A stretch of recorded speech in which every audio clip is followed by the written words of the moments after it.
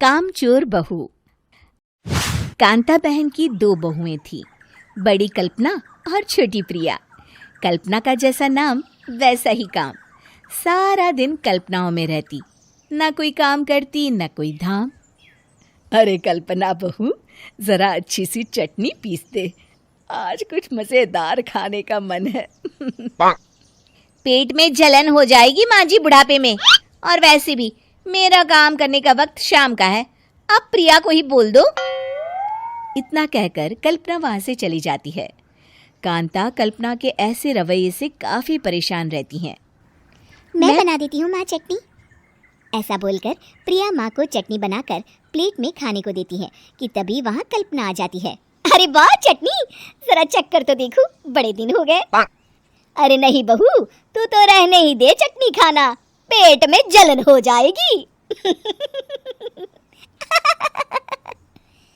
इतना कहकर कांता और प्रिया दोनों हंसने लगते हैं। कल्पना सारा दिन या तो मोबाइल में यूट्यूब देखती या फिर सोती रहती। उसका कमरा भी बिखरा और गंदा रहता। एक दिन कल्पना का पति अशोक उससे कहता है, अरे कल्पना, जानवर भी उस जगह को साफ कर लेता है जहाँ वो बैठता है, तुम तो इंसान हो, कैसे इतने गंदे कमरे में रह लेती हो? देखो सारा सामान यहाँ वहाँ बिखरा पड़ा है। ज्यादा अपनी माँ का बोल ना बोलो। हाँ, कमरा तुम्हारा भी तो है, गंदा लग रहा है तो साफ कर लो। पता नहीं तुम्हारे साथ मैं कैसे जिंदगी बिताऊंगा। इतना कहकर अशोक वहां से चला जाता है। कल्पना बस खाना खाने कमरे से बाहर आती और फिर से कमरे में चली जाती। इससे कांता बहन काफी परेशान रहती। एक दिन प्रिया कांता से कहती है, माँ, मैं सारा दिन काम करके थक जाती हूँ, आप कल्पना दीदी से कहिए ना कि सुबह और शाम का काम बांट ले, मैं तो अब सिर्फ एक वक्त का ही काम करूँगी। हाँ। अरे तू वो भी ना करना, एक बहू तो कामचोर थी ही, दूसरी भी आ गई काम ना करने के बहाने लेकर। तभी वहाँ प्रिया का पति रमेश आ जाता है। माँ, मैं देख रहा हूँ भाभी कोई काम नहीं करती, प्रिया सारा दिन घर और रसोई का काम करती है, अब कुछ करो ना माँ। कांता मन में कुछ सोचती है और कल्पना के पास जाती है।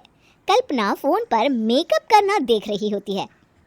कल्पना, तुम सारा दिन बस मोबाइल देखती हो, घर का कोई काम भी कर लिया करो। प्रिया सारा दिन काम करके थक जाती है, आज से मैंने फैसला किया है, एक वक्त का काम तुम करोगी, सुबह का खाना तुम बनाओगी और रात का प्रिया। आप लोगों ने काम को हवा बना रखा है। अरे पता नहीं थोड़ा सा ज्यादा काम करने में आप लोग घबरा क्यों जाते हैं। और हाँ, बहुत ज्यादा प्रिया की तारीफ मत करिए मेरे सामने, बड़ी बहू तो मैं ही रहूंगी।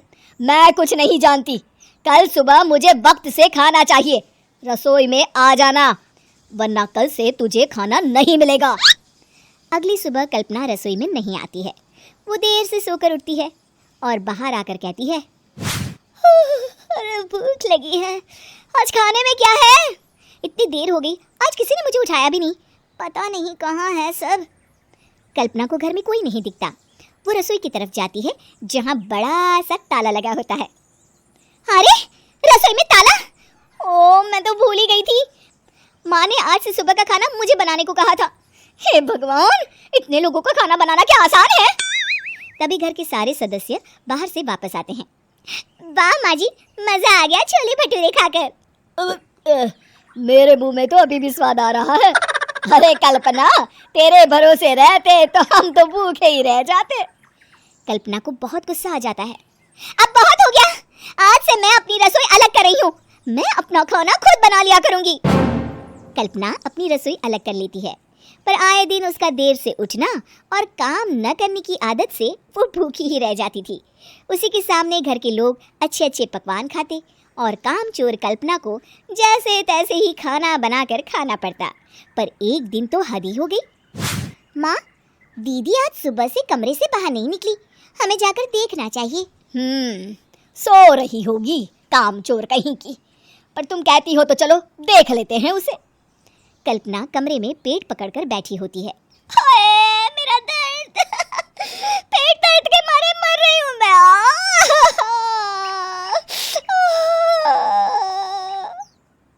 अरे दीदी क्या हुआ, पेट में दर्द क्यों हो रहा है, डॉक्टर को दिखाया आपने? माँ। कल्पना खड़ी होती है और माँ जी के पास आती है। मुझे माफ कर दीजिए, अब से मैं सारे काम में मदद करूंगी, कभी आलस और काम चोरी नहीं करूंगी। हाँ हाँ वो तो ठीक है, लेकिन अचानक क्या हो गया जो तू काम करने को तैयार हो गई? कामचोर कल्पना। माँ, लगातार बासी और उल्टा पुल्टा खाना खाने के कारण मेरे पेट में इन्फेक्शन हो गया है। काम ना करना पड़े इसलिए मैं 2 दिन का खाना एक दिन ही बना लेती थी। बासी और खराब खाना खाने के कारण लेने के देने पड़ गए। पेट में दर्द हो रहा है। चलो अच्छा हुआ, देर आए दुरुस्त आए।